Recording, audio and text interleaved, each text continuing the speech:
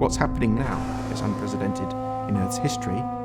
Why would we want to disrupt something that took billions of years to evolve? We need to fight it on all fronts.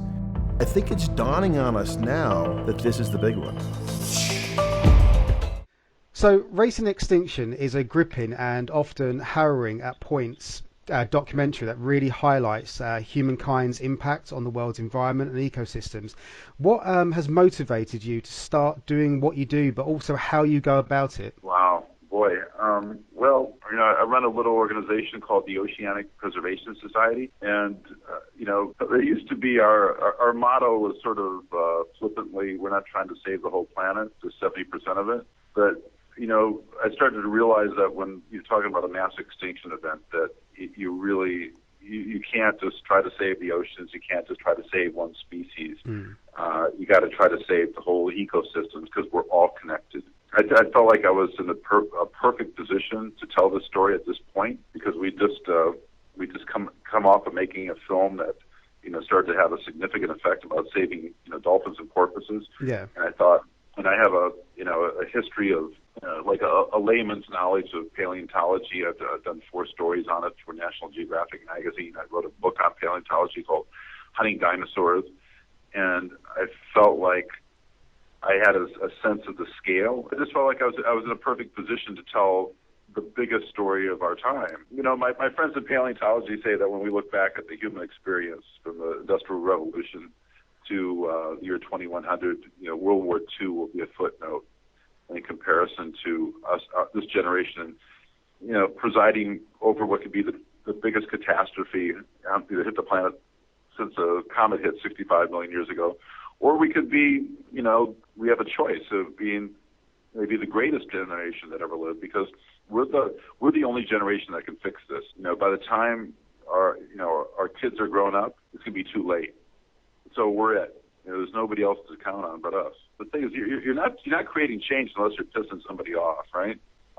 Somebody asked me last week. They said, "Did you get a lot of death threats with the Cove, and are you expecting a lot with the next one?" I said, "Yeah, we did get a lot of death threats with the Cove, but those all sort of died out. And I hope we're going to get a lot of death threats with the new one because that's when we know we're creating change." There's a lot of special interest groups, but they're big ones this time. It's not just dolphinariums like SeaWorld that are going to get attacked. It's like every fossil fuel company in the world should be scared about this movie coming out. This film, is going to hopefully impact a lot of companies that are doing, that are bad actors. But, what's at stake is not just, the self-interest of a few big companies. We're talking about the future of the planet. We're talking about, possibly losing half the species on the planet by the end of the century. Like I said, I run the Oceanic Preservation Society.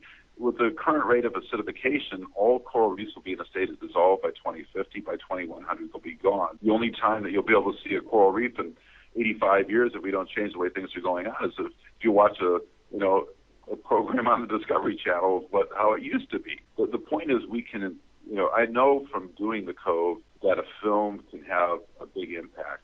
We were killing 23,000 dolphins and porpoises a year when we did that film. Now they're killing less than 6. It wasn't just our film that did it, but it helped inspire, other films, and it helped galvanize, a lot of environmental groups to help on the subject. With this film, I just want to scale it up. With the help of Discovery, we're able to get this film into 220 countries and territories on a single day, and we can begin to reach that tipping point where we can create real change. You don't need 51% of the population to create a tipping point. You only need 10%.